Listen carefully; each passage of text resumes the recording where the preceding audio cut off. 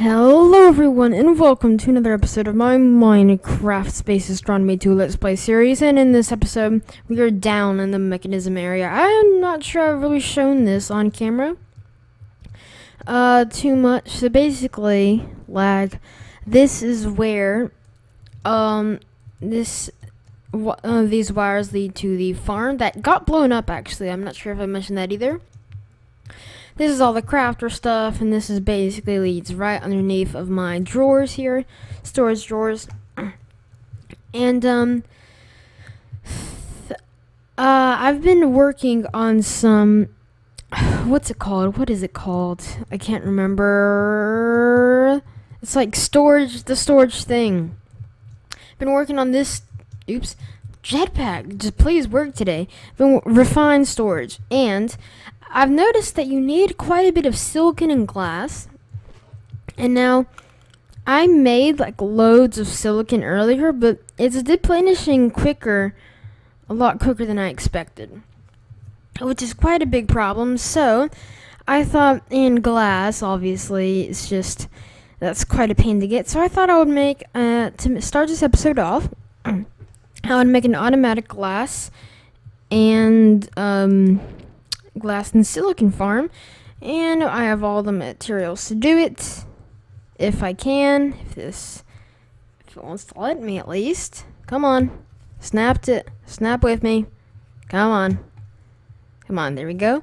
So what we want to do is place down some cobble generators. We want to get some item conduits, bringing them taking out the cobblestone from them. Want to set these to extract, always active. Then so this is going to be the glass. Or actually, should probably move this over by one block. No, I should probably move them both over by one block, so I should just dig this away. Just for some, should probably dig it away one more, just for room, so that they don't interconnect with each other. This is not going to be too compact of a design. It's just something that's going to work, and that will gradually generate glass and silicon, because I need those two things at the moment. So let me put these two things back down here. Let's leave a 3-block gap space, just so like none of the wires connect or anything. It's not a hassle. Then we can put these here. This is going to be the glass. No, I think this should be the silicon. Yeah, and I don't need wires there. Sorry, I don't need conduits there. What am I doing? I don't know what I'm doing today, apparently. So this is going to be the silicon. Actually, I think they're the same length. That doesn't matter. This will be the glass, I guess.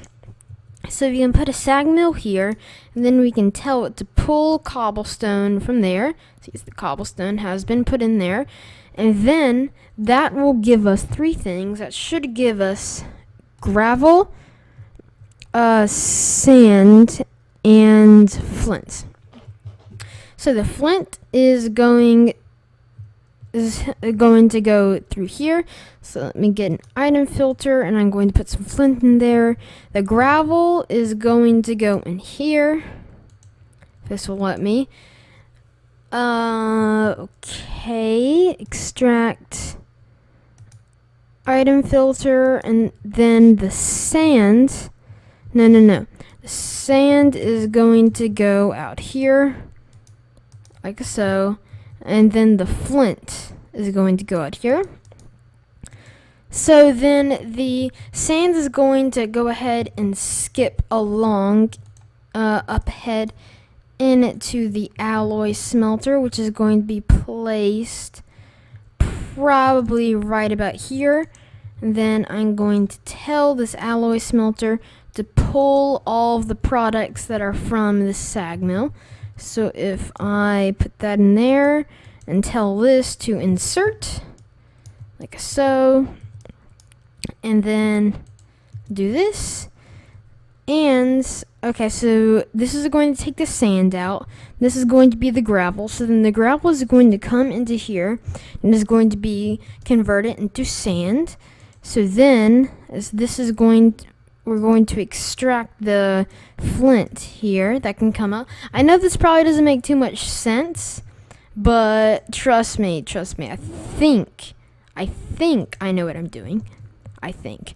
Then this is just going to go, if I can do this right, and it is going to be hooked on into the system. So this, I understand. Oh boy, that's not right. I understand this is probably all really complicated, but I'm just going to do this, so I'll be back with you once I've done this. And I know this sounds complicated to me. It's hard to think about this but commenting at the same time, so I'll be back with you in just 1 second. Okay, everyone, so it is actually 24 hours since the last clip, and I've done so much.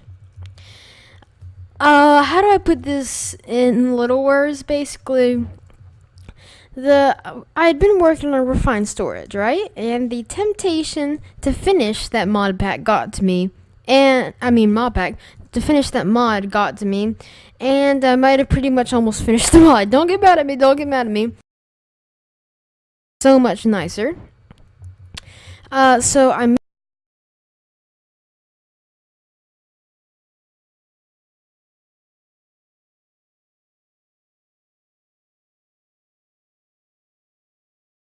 chopping.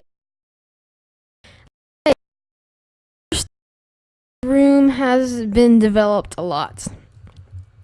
So first of all, at first all we had was a controller, some disk drives, we had cables, and we have solders. Well, next I made a pattern grid, and basically what you can do with the disk drives is you put the storage disk in them, and I'm over halfway filling up this one with 64,000 storage disks, which can each store 64,000 items.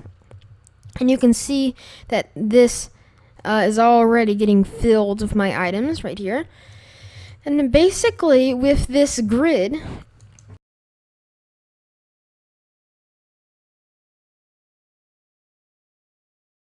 wrong thing. Okay. So basically, I just to my setup, I added this pattern grid, which allows you to put that storage into use and actually store your items. So I don't know how much storage I got. I think I got like 164,000 storage disks, and I was like, okay, I can start storing my items. So I used these cables and some exporters and I believe some importers to transfer all of my items into this controller, and right now they're still pumping from my farm that is currently operational. Okay, I don't know why, but I'm getting some unusual frame drops right now. And then I realized that because I had made a pattern grid, what you can do is you can make patterns on things you want to make. So you see I have some blank patterns right here, but say, if I wanted to get some furnaces, I don't know why, this is lagging a lot. This is lagging a lot more than I expected it to today. So you see I put a furnace in there, and then if I just get create pattern, I created a pattern, and this pattern will now know how to make a furnace, but I don't want to do that because I'm pretty sure I've already made one. In order to get rid of it, you just crouch and right click and it gets rid of the pattern. Wrong thing. And basically with the patterns you can then make these automatic crafters. Basically all you do is you put these patterns in there, and then once you go to the grid, you can type in something that you've put a pattern in for. I put quite a few patterns in already just to automate some things. Let me see. You see I've all the stuff at the bottom is stuff that I can currently craft. Let's see.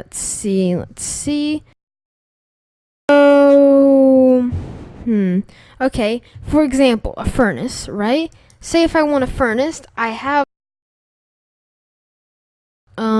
say I want 10 furnaces, right? So I want to hit start the process, and then it'll tell me my current resources, and it says I need to craft 10 furnaces, and I'm going to need 80 cobblestone, but 80 cobblestone is available, okay? So start, and now if I look up furnaces, you can see that there are 10 furnaces in there that were just crafted. Now what's interesting you can do is you can start just crafting some very advanced stuff, because what you can do, so for example this farming station, you could tell this machine how to craft a farming station, but it's gonna need you to put in all these resources to craft the farming station. So as an alternative, you can basically just tell it to craft these different components, and then all you have to do is put in the raw materials. So for example, if I put in how to make a diamond hoe, how to make a machine how to make all of these things, and then I basically told it continually how to make all of them from basic materials that I always have in my system, I could just tell it to automatically craft it, and then from those base resources it could create some very complicated tech. So then I was like, well, this is a pattern grid, and what I really wanted was a crafting grid, so I made one of those. Basically this allows you to just, do that, and then move items, and then it'll this one is used for crafting, not creating patterns. And it gets even more complicated. So then there's this fluid grid, which I haven't used, which basically just stores fluid. All you need to know. Then a processing pattern encoder. So basically what this thing is for, it's for creating patterns for machines that aren't crafting tables. So for example, with these soldiers, they're used to craft some key components. If you just went into here, you could create a pattern for something that only a soldier can do. Then what if you put a craft, like right here for example, if you put a crafter facing into that soldier, and you put recipes that can only be done in soldiers, this is a prime example.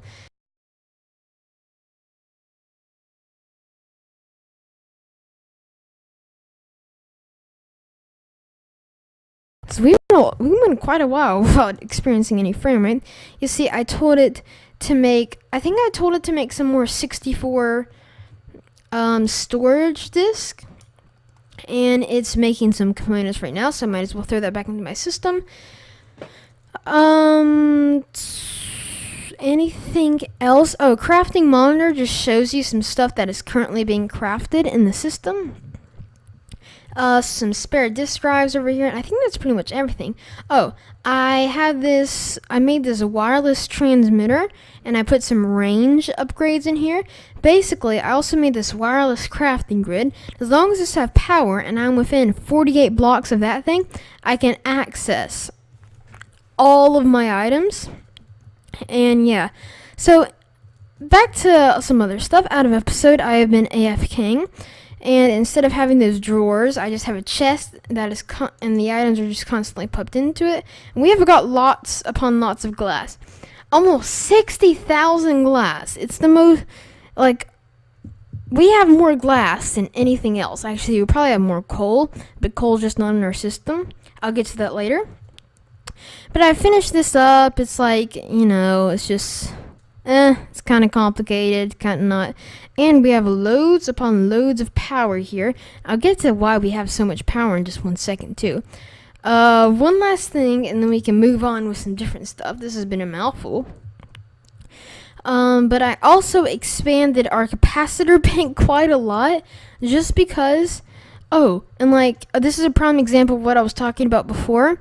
So I can make it so that I can tell the system how to make materials that can only be made in alloy smelters, and you see.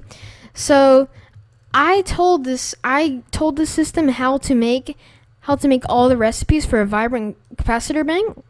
And for instance, say that I didn't have any vibrant alloy, right? But I had loads of gold, redstone, glowstone, and ender pearls. It would just use that alloy smelter to make vibrant alloy out of those materials. And if I didn't have those materials, then it would just put the crafting on hold until it got all the materials and I want to make everything. And you might be thinking, wow, 550 million RF stored up? That must have taken you a while to accumulate. Nope. I kind of finished our power generator thing, our coal generator, and it is beyond efficient. It is more efficient than I could ever have imagined. Like, this thing generates so much more power than I could possibly ever need and use. And basically, let me show you. Oh dear, no.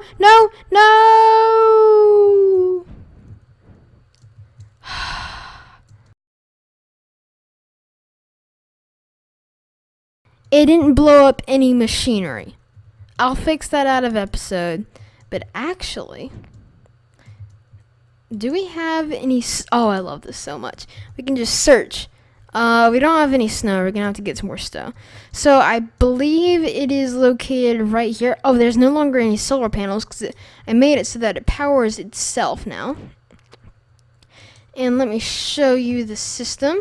Okay, there you go. And I believe it actually replaced itself.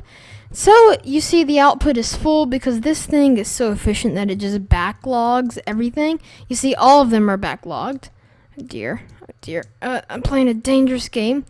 Okay, and I made, with my new automatic crafting system, I was able to create loads of MK3 furnace generators. And basically, all of these are full to the brim with blocks of coal, and all of them are filled with have their internal fuel storage full, and are stuck at 4 million RF, or almost. That's because power is constantly being taken from them. And then this is the backlog. This chest is completely full of fuel. This is completely full. That's completely full. So basically, let me explain this how it works. So that's how efficient this thing is. I believe I'm going to post a tutorial for this tomorrow, just because tomorrow when this comes out, just because I really want to show this how to make this. Basically, we have simple little farms with farming stations with a octadic capacitor, and underneath them we have growth accelerators, which help them grow, and we also have worms, which help them grow. Same thing for all of these. And in the middle, we have a tier 3 growth crystal, which affects the entire area of effect. So basically, this thing racks in tons of coal. And it is extremely efficient, and it didn't take too much time at all to create. And I'm super bummed about that creeper. I'm not looking forward to having to repair that. Oh dear.